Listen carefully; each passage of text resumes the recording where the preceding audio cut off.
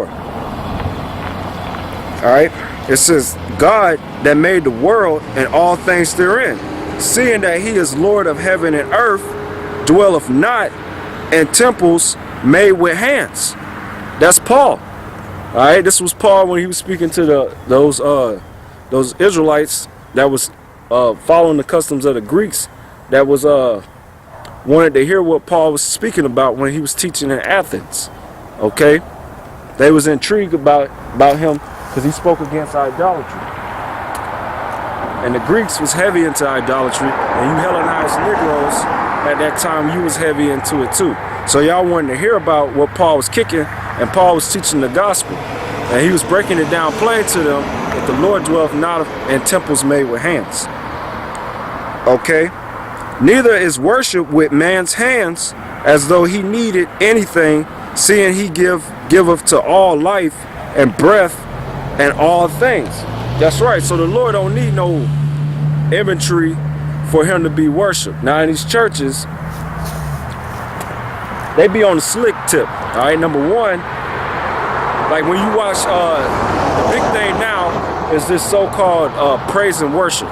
Okay, which if you study music is a very powerful tool when conveying a message. All right, number one, music is spiritual. All right, and if you study music, which I studied music, all right, certain tempos, certain keys that you play in, certain chord progressions, certain modes or scales or notes that you put together provoke a certain type of emotion or behavior out of the people.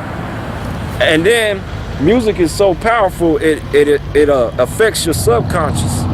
All right, so if they was to make a melody and put lyrics on it, and in these lyrics they conveyed their message, all right, because that's what the most of you people do that go to these churches. You don't actually read the Bible, nor do you understand the Bible. So what you would do, you spend all your time singing and dancing, which that's what they want you to do.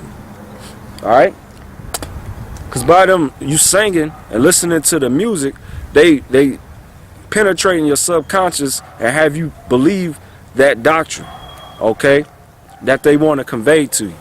All right, so music can be good and evil, but they use it in a sly, treacherous way in these churches. All right, because there's no separation between the gospel singers or so-called Christian performers, all right, that sing in these churches for praise and worship, then these guys that be so-called secular, they all serve the same God, man. They serve the Queen of Heaven, they serve Baal, all right, and Balaam, they serve Tammuz, they serve Baphomet, okay, but they're not worshiping the Lord, okay, all right, okay. So you people in there screaming and acting a damn fool, all right, wilding out. Most of y'all have been deceived, man. All right. This is Amos chapter 5, verse 21. I despise your feast days, and I would not smell in your solemn assemblies. That's right, because these holidays, which the word holiday means holy day, okay, all right, that you people engage in, like you just celebrated Christmas, which Christmas is pagan in origin, all right, and has its origins mainly going back to Babylon with the worship of Nimrod, Semiramis, and Tammuz, going back to sun worship, woman worship, and triad God worship. Excuse me. All right. Okay, and the Christmas tree and the customs of Christmas is recorded in the Bible, but it's recorded as something that is not to be engaged in if you call yourself worshiping and following the Lord. All right. But your pastor ain't gonna go through that, because your pastor is set up by the government under his 501c3 charter tax exemption, which he's restricted to teach only what the government allows. That's why your pastor won't go into prophecy, nor will he touch end time things, because the whole angle is to deceive you people and accept the New World Order and the New World Religion, which is basically Luciferian doctrine. So the doctrines now that they pushing on you people and these churches, all right, is guaranteed to basically accept the New World Order, man.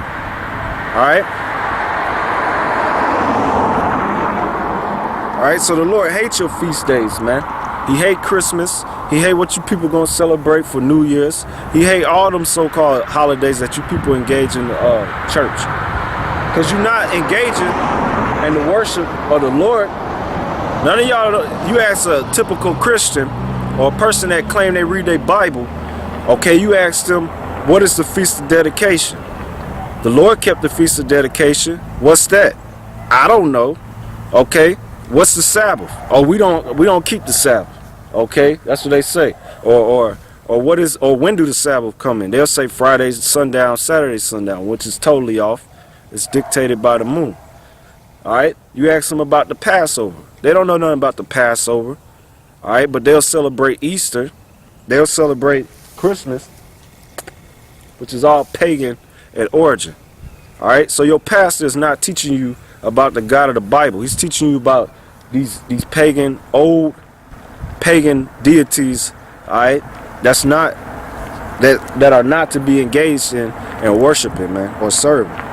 So that's why the Lord hates your feast days, and I will not smell in your solemn assembly.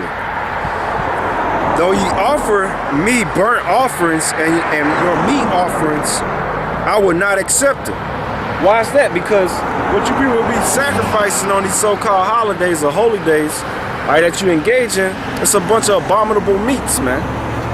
All right, like eating pork and stuff, man. The Lord ain't with nobody eating pork or no shellfish and all that madness, man.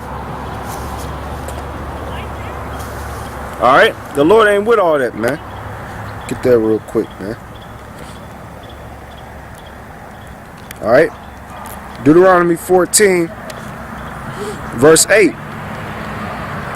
And the swine, because it divideth the hoof, yet cheweth not the cud, it is unclean unto you. Now, swine is another term, or old English term for a hog or a pig, man. All right? The Bible says you ain't supposed to eat it, man. It is unclean. Okay? Ye shall not eat of their flesh, nor touch of their dead carcasses. Okay? Why is that? Because in a pig's flesh, it's numerous amounts of parasites and pests, man, that wreak havoc on your body, man. All right. That's why you people be all swollen, looking sick and all broken down, man, because your body is polluted with unclean, abominable meats. Okay. But on these so-called holidays that you people engage in, thinking it's contained with the Bible and righteousness, which is wrong, which they teach you in them churches, all right, you cooking up all types of abominations, man. Okay. Leviticus 11:7. And the swine, though he divide the hoof and be cleven-footed, yet cheweth not the cud. He is unclean to you. He don't eat grass, you know. A pig was designed to eat dead things, man. Feces, all right, to keep the ecosystem clean and that particular area where other animals that's clean may eat. Okay, you will get pigs to keep your land clean, all right, or clear from all the droppings that the other animals drop, man.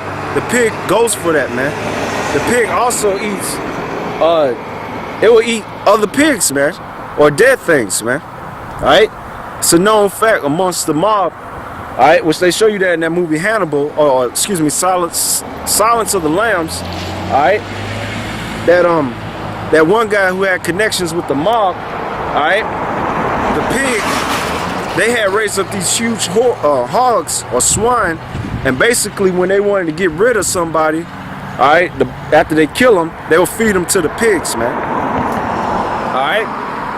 But then you got these so-called Jewish, them Amalekites, which are not the real Jews.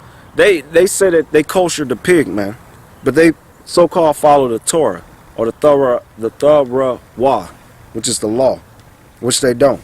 Okay, because the Lord said, Leviticus 11:7, the swine, though it divideth the hoof, and be cloven footed, yet cheweth not the cud, meaning the grass.